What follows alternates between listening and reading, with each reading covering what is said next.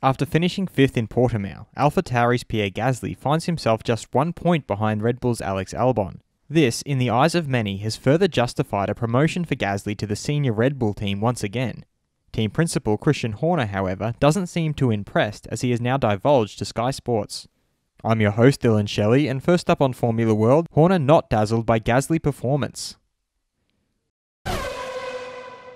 Horner began by accepting that Gasly did a great job in Portimao.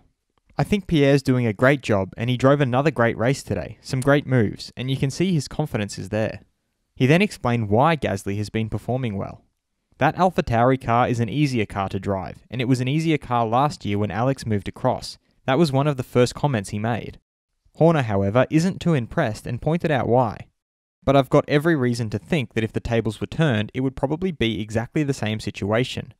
He further elaborated on why he thinks Albon would be at the same level as Gasly if he was driving the AlphaTauri.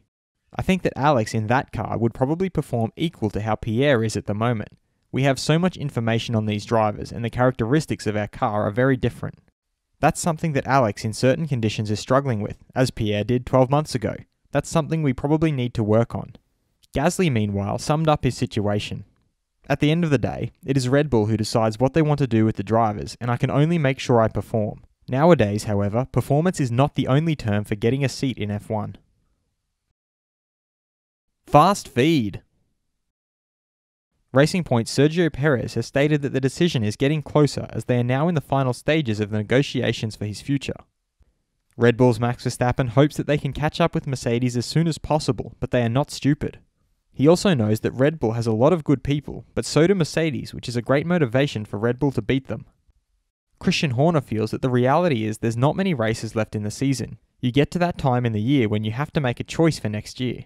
He admitted they have to make a choice about the second seat at Red Bull in the next few weeks and that they know what options there are. He also thinks that any of the drivers who are now free will prefer Red Bull over any of the team that is still free, so he assumes they are waiting to see what Red Bull's decision is. Mercedes team principal Toto Wolff pointed out that he has been in Formula 1 for 12 years, and every year they hear that F1 is ill.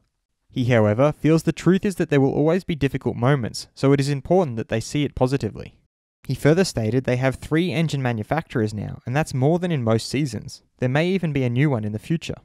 He also feels that 92 wins for his driver Lewis Hamilton is almost a surreal amount of wins. Lewis, meanwhile, could never have dreamed of being where he is today, and added that he didn't have a magic ball when he chose to come to this team and partner with great people. His teammate Valtteri Bottas has stated that he just had no pace at Portimao, and he doesn't understand why, but no pace. Red Bull advisor Helmut Marko accepts that in 2020 they won't succeed, but in 2021 they want to finally attack Mercedes and make Max the world champion. He also revealed they have asked Max for his opinion on a teammate. And Pirelli F1 boss Mario Isola was very happy with the performance of all 3 compounds on a demanding circuit that the teams didn't know well. Will Hamilton's F1 wins record ever be broken?